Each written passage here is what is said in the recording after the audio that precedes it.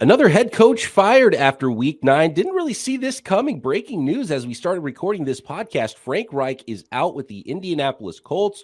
Colts lost to the New England Patriots. We will get to that game. We will get to that situation. What is next now for those Indianapolis Colts and how they got to this place, which we did not expect them to be after 9 weeks of the NFL season. A ton of great games on the schedule. Overtime Sunday night football between the Titans and the Chiefs. And the AFC East winning right now. In fact, all of the teams over 500. We'll get to all of it and more coming up on today's Peacock and Williamson. NFL analyst Brian Peacock and former NFL scout Matt Williamson bring you expert NFL analysis every day in less than 30 minutes. Get an inside look into the NFL on the field and in the front office. With elite breakdowns, next-level analysis, and in-depth information only for the real NFL fans. This is Peacock and Williamson, and it starts now. Welcome to the Peacock and Williamson NFL Show. Brian Peacock alongside Matt Williamson at BD Peacock at Williamson NFL. You can get your Twitter questions into us any old time during the week for what is going to be this week, a Twitter Tuesday episode of the P&W. Thanks for making us your first listen here on the Locked On Podcast Network. Your team every day. Today's episode of Peacock and Williamson is presented by PrizePicks. PrizePicks is daily fantasy made easy. Pick 2 to 5 players. If they score more or less than their PrizePicks projection, you can win up to 10 times your money on any entry. It is that simple. First-time users can receive a 100% instant deposit match up to $100 with promo code Locked On. That's PrizePicks.com. Promo code Locked On. Frank Reich, Matt, this is somewhat of a surprise, and I know they've had an extremely disappointing season so far. They're a team that I think we both picked to win the AFC South preseason, if I'm not mistaken. Reluctantly, but yes. Yeah, and that obviously was the worst division in football. I think we recognize that as well. We'll get to the Titans, who played a tough one, but also lost in week 9. Matt Ryan seemed like the perfect fit. Okay, you get him on the pretty cheap there. He's the thing you've been missing. You get that quarterback in, and now you're not worried about it, and everything's going to be fine. You got a good defense. You got a good running game. You got the best offensive line in the NFL, and none of that happened this year, Matt. None of it happened, and I don't know that Frank Reich's a bad coach, but this is a dismal, dismal performance from the Colts, pretty much start to finish the entire year. I meant to say it last week and sound smarter than now, but I believe this team is truly tanking. You know, like they have Nick Foles on the roster. They don't have to go to Ellinger.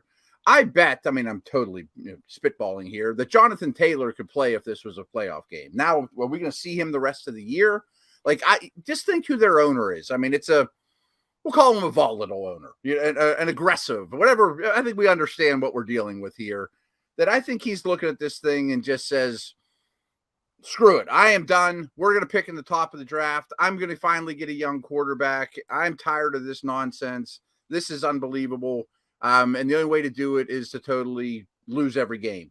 I mean, the Patriots defense had triple the sacks of the point against points allowed. I mean, they had 9 sacks and gave up 3 points. You know, like Mac Jones was terrible in this game, and he's been terrible all year too. I don't think people seem to recognize that. And this game wasn't even close. Like, this was as bad of an offensive performance as you'll ever see at the NFL level. And I'm not trying to exaggerate. This is a terrible and disappointing football team that I don't think wants to win anymore. It doesn't seem like it, especially with the Matt Ryan stuff going to Ellinger for the rest of the year. Right. And it wasn't like, Matt Ryan's banged up, we're going to start Ellinger this week. It was like, we're starting this other guy the rest of the year. Period. End of sentence. Right. Yeah, and that was like, okay, something's up here.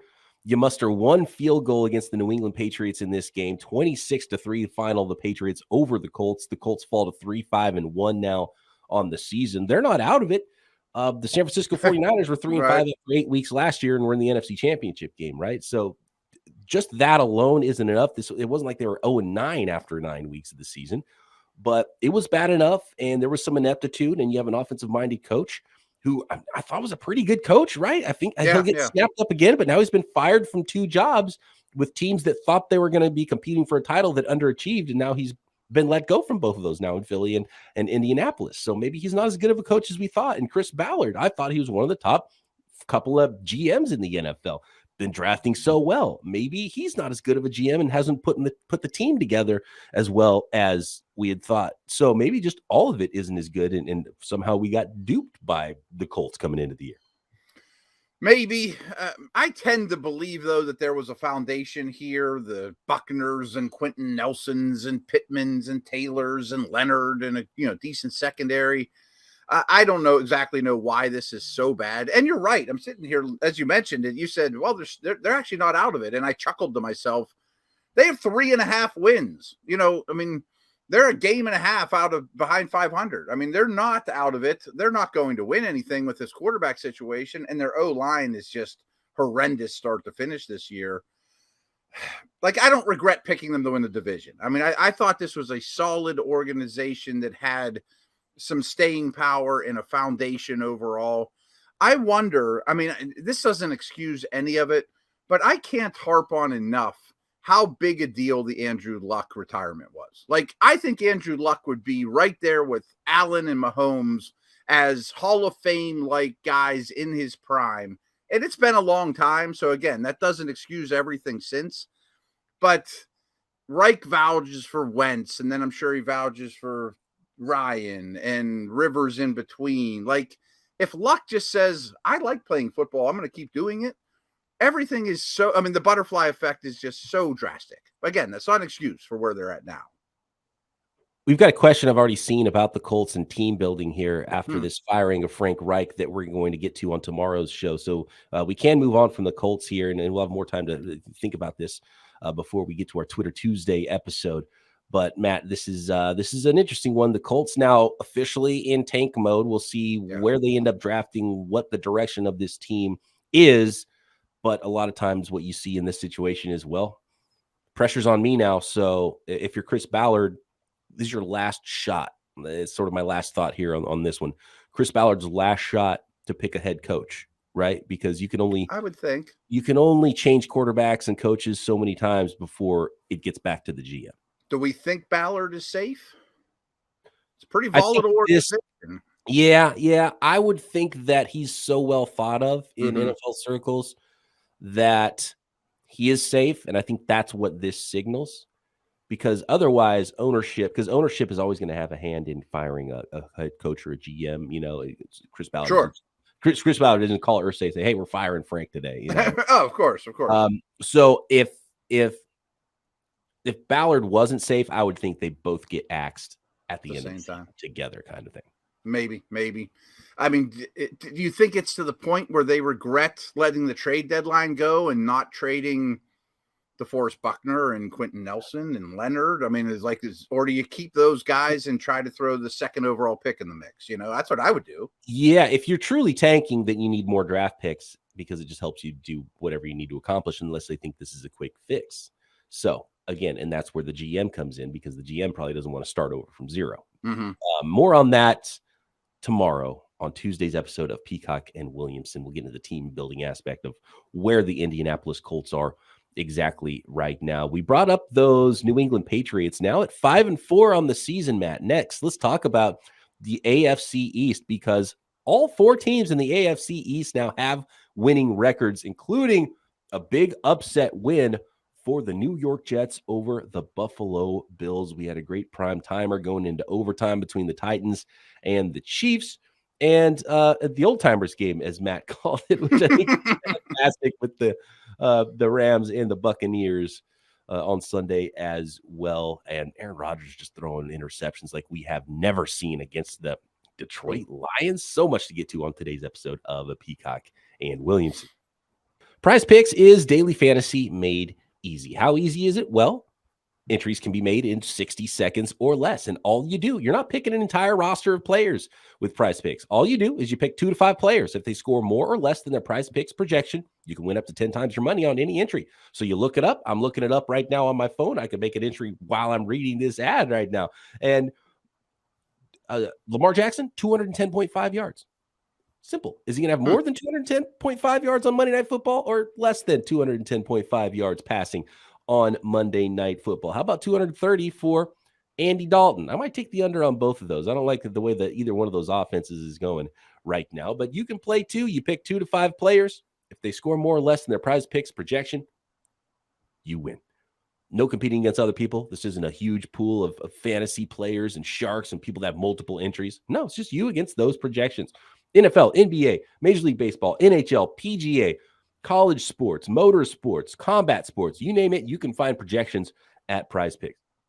So download the PrizePicks app or go to prizepicks.com to sign up and play daily fantasy sports. First-time users can receive a 100% instant deposit match up to $100 with promo code Locked On. If you deposit $100, PrizePicks will give you $100. If you deposit $50, PrizePicks will give you $50. Don't forget to enter promo code Locked On at sign up for an instant deposit match up to $100. Thanks again, everybody, for making Peacock and Williamson your first listen today. For your second listen today, check out Locked On Sports today. From the games that matter the most to the biggest stories in sports, go beyond the scoreboard and behind the scenes with local experts and insights only Locked On can provide. Locked On Sports today, available on this app, YouTube, and wherever you get your podcasts. How about those New York Jets?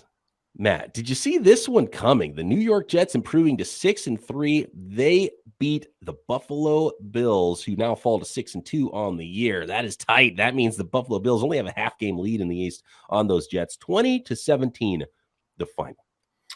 Yeah, very impressive win. They're a good football team. We were just talking team building with the Colts. I'm very impressed with the Jets team building, and they've overcome bad quarterback play as well as 8,000 injuries on their offensive line, and their star running back, who could have been rookie of the year, out as well, and they're still really, really competitive.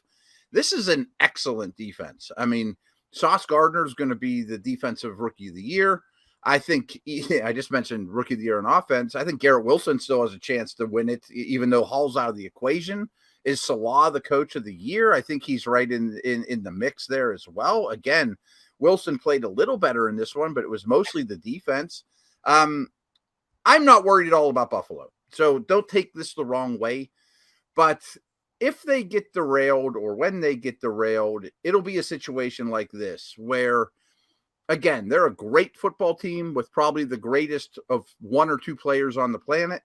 But at times, I do think they ask a little bit too much of Allen. You know, like, hey, Josh, we need you to run for 86 yards, and it wasn't good enough that you were only 18-34 for 205 because you threw 2 picks. You know, like, their offense is tremendous, but I look at their offense, and I'm talking about Super Bowl level teams. They have 2 stars on offense. Like, Gabe Davis to me isn't a star. None of their offensive linemen are stars. They have Diggs and they have Allen. And if Allen doesn't play like the Bionic Man, then the other team's in the game at least. You know what I mean? Like, right. They need a curveball. It's always dicey when one player is your leading rusher and your leading passer. Mm-hmm. And we saw that a few times on Sunday. Justin Fields is a conversation for tomorrow. Already seeing some questions about his performance. That's going to be a good one for the mailbag on Tuesday's episode. But you see Josh Allen, and he's big and strong, and he gets hit a lot. And then you see him at the end of the game; he's a little bit hurting. That's where you start to get worried. It's too much usage on your quarterback, where after seasons and seasons of pounding, now all of a sudden he's your only guy, and he's going to start running around for his life, and then trying to play hero ball, and so that's what you do get worried about. But to be honest with you, he was still reminds me a little of Cam Newton. Right. Yeah. Cam Newton at some point, way too early for quarterbacks, was right. His shoulder was. I mean, he won the MVP, took him to the Super Bowl. They were 15-1. Awesome player. We hadn't seen anyone like him, but is it sustainable? Or if he isn't Superman one day, you can lose. Yes, and that's what we saw here in this game. And congratulations to the Jets. We're trying to figure out how they're winning so many games because they're not getting great quarterback play. And even in this game, Allen is probably still better than Zach Wilson. But sure. Zach Wilson was a little bit better than he was last week in this game, at least. And man, the Jets beating the Bills. And it's just a reminder, the NFL is chaos, and any team can beat any team any week, even though we think the Bills might be the best team in the NFL and are scary to play against. The Jets didn't care, and the Jets see them the most. And you might start to get roadmaps here for teams like the Bills. How do you beat the Bills? How do you defend against them? So we'll see what Josh Allen, and we'll see what the coaching staff and what the Buffalo Bills adjustments to the adjustments are against some other teams in the NFL. And real quick, every team in the league would kill to have the Bills, quote, problems. But I'm a little concerned. You talked about blueprint. Their 2 losses are both against up-and-coming division teams. Like, they're not the Patriots in the East just killing everybody, in the Brady days. Speaking of a roadmap and a blueprint to beating a football team, the Kansas City Chiefs at 6-2 pulled one out in overtime over the Titans 20-17. The Titans, I thought, had no shot starting rookie quarterback Malik Willis in this game, but they did have a shot, and a lot of it was because of that defense. They held Patrick Mahomes and that Chiefs offense to only 17 points in regulation. Problem for the Titans is they just couldn't get over those 17 points. I thought this was an unbelievably fascinating game. I mean, I thought this was both of these stocks of these teams, coaches, organization, both going up, because I didn't think this had any chance to be competitive. Malik Willis, we talked about Zach Wilson just a minute ago being in over his head. He's light years ahead of Malik Willis. I mean, you look at him at the end of the game when he had to throw, he could do nothing. A QBR of 10.6. He made plays with his legs, but one team ran, and one team just said, the heck with running. We can't run against these guys. But I was blown away with both these guys. I wish I knew more about boxing, like Ali Frazier, or, the great rivalries in boxing history where the boxers are just totally different animals. One's a finesse guy and flashy, or, Rocky versus Apollo, they couldn't be any more different. Well, Titans are Rocky. I mean, they're just going to punch you in the ribs until your ribs break, and are the most physical team going, and tackled Derrick Henry 17 times and see how that goes. And we're going to shorten the game, and we're going to be as tough as you can be. Old school football. I mean, the Vince Lombardis and Chuck Knowles would be so proud of these guys. And there's so much Belichick in this team. It's unbelievable. And then the Chiefs are just, flashy as can be. Pat, throw it 68 times and figure it out in the end. Okay, and we will, and we win. I mean, I thought it was really entertaining and just two opposite styles. What's the record for NFL pass attempts in a game, by the way? Because it can't be far off from 68. Can't be. No, I don't know. But 43 of 68 passing. Right. That's I don't know, a Big 12, Texas. Yeah, right. That's right. Which coincidentally where Patrick Mahomes went to school. So he's used to a lot in college. 43 of 68 passing, 446 yards and a touchdown. But that's you look at that, and you're like, oh man, they went crazy on offense. No, they didn't at all. The Titans did a great job. Kevin Byard's so good on Travis Kelce. Kelce was targeted 17 times, still caught 10 for 106, but I thought they did a fantastic job, really keying on Kelce, trying to make Patrick Mahomes go other places with the ball. And of course, Derrick Henry. We talked in our preview, like, well, Derrick Henry's not going to run for 200 yards against the Chiefs like he did last week against the Texans, but he still ran for 115 and a couple touchdowns on 17 carries, which is key. So when Derrick Henry's going right, he has to be for that Titans team to be able to play this brand of ball and get through this season. But right now it's working pretty well for them. They played the Chiefs tight, still fell, but are still in first place in a very winnable division for them that they might just walk away from now with their main competition firing their head coach already at 5-3 are those Tennessee Titans. I mean, the Titans lost on Sunday Night Football in overtime in Kansas City by 3 points without a wide receiver catching a pass. It's if you're the Titans, you treat this like Victory Monday, do you not? Yeah, this is as good as it could be. Right. Yeah. Again, I came away unbelievably impressed because the Titans make you play a certain way.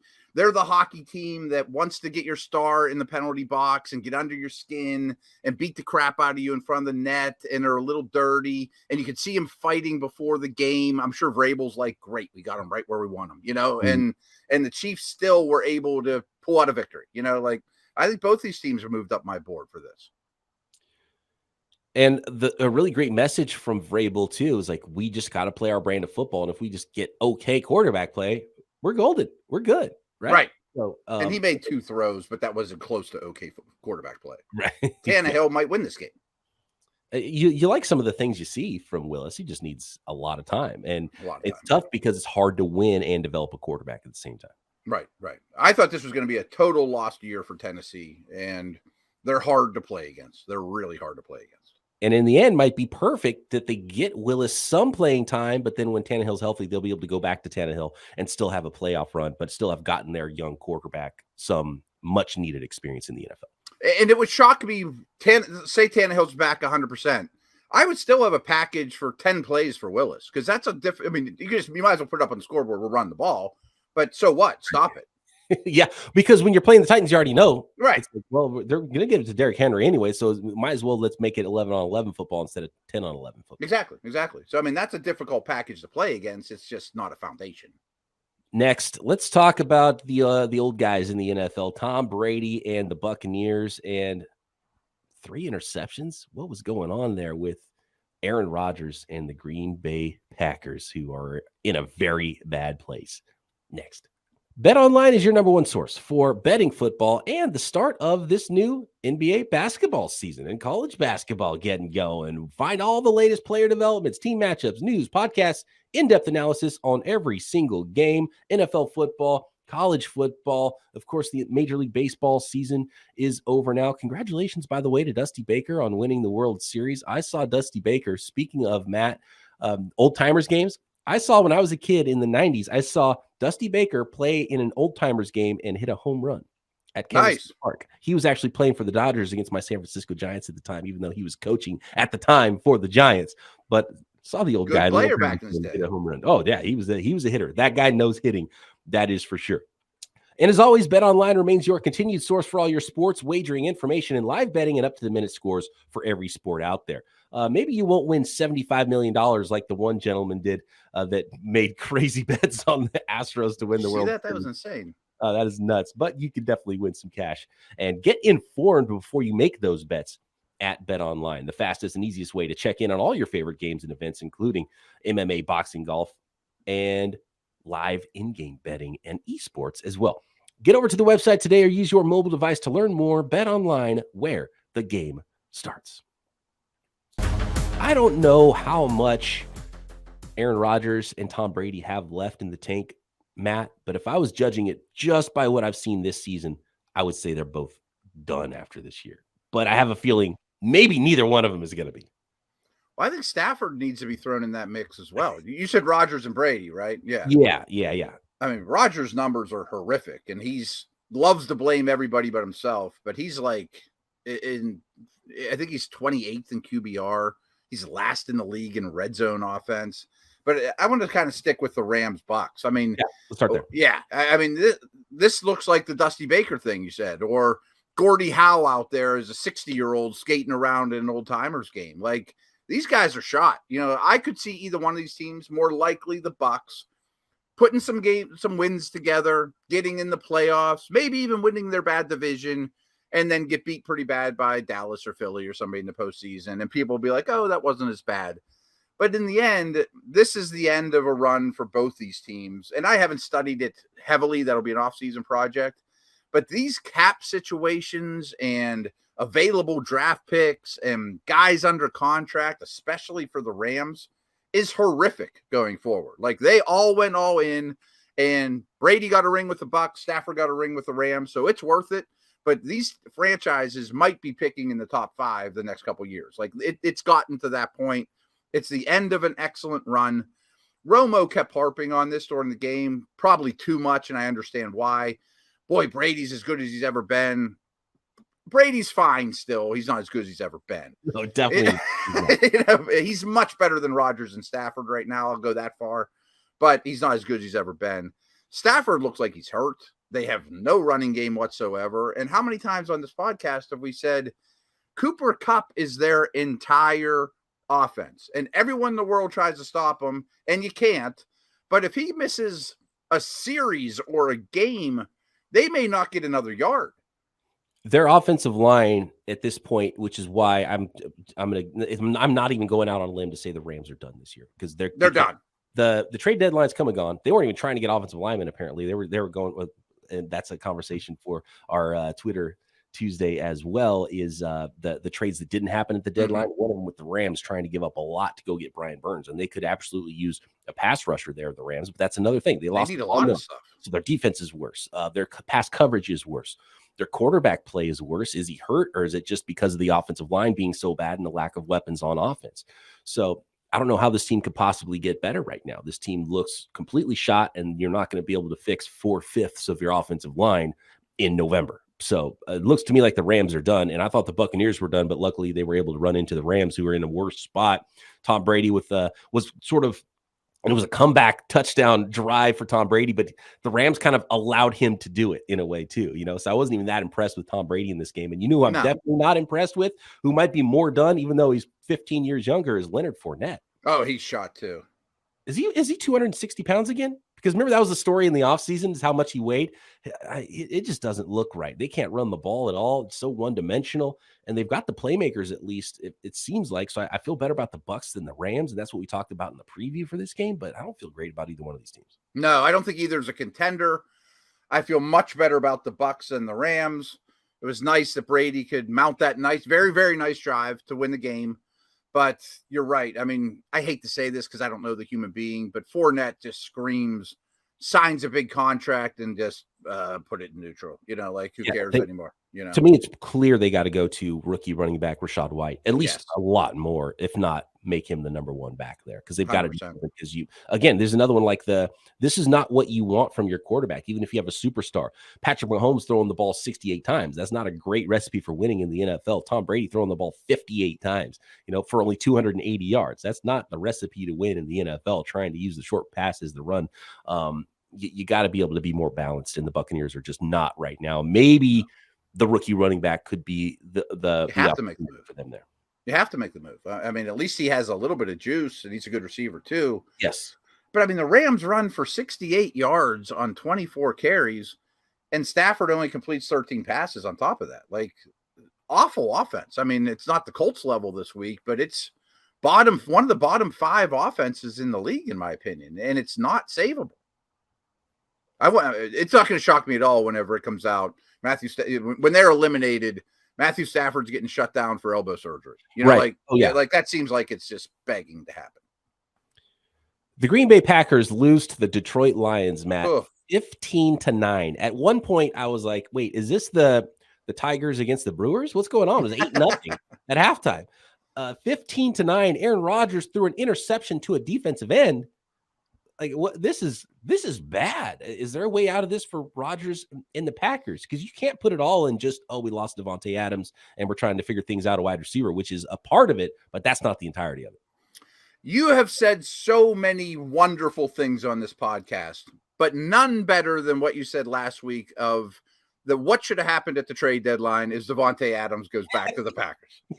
I've been thinking about that ever since, and I'm like, that is so perfect. I mean, I meant to say this a minute ago about Todd Bowles, and I know we're not talking Raiders, but Todd Bowles and Josh McDaniels might be great coordinators, not head coaches. And the Raiders are broke. Well, so be it. I didn't plan on talking Raiders. But the Packers are more than Devontae Adams away from being a contending team, though, too. I mean, it would be better. I give their defense a little bit credit. I mean, this was the best they've played against a formidable or average or at least offense.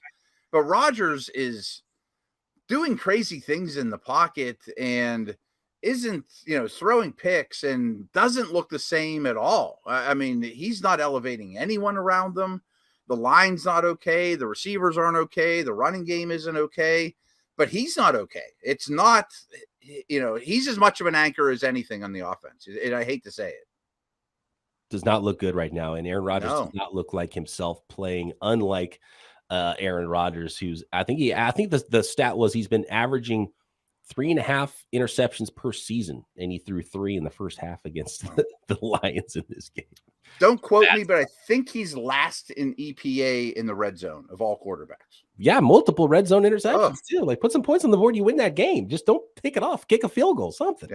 Yeah. I mean, Rams, Packers, Bucks. I'm going to say the Bucks might go to the playoffs. The other two have no chance. Yep, I totally agree there. More coming up on our Twitter Tuesday episode. You can always get those questions in at BD Peacock, at Williamson NFL on Twitter, or drop a comment on YouTube. Matt and I back tomorrow right here, Peacock and Williamson.